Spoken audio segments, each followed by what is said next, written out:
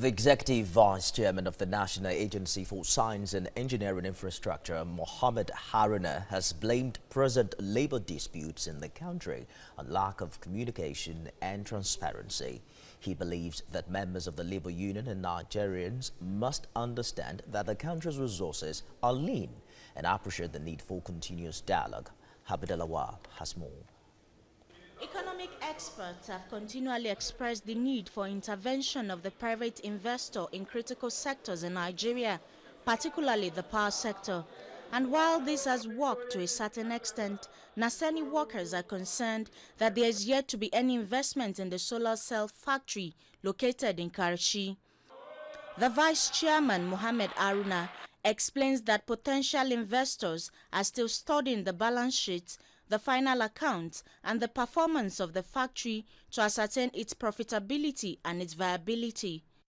We search for private sector to take it over after we have launched it successfully and produced the first batch of solar panel from there.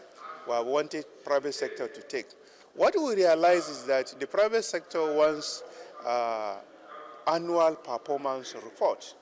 The private sector wants to study the balance sheet, the final account, the performance of the industry or factory over the period for them to ascertain its viability and its profitability.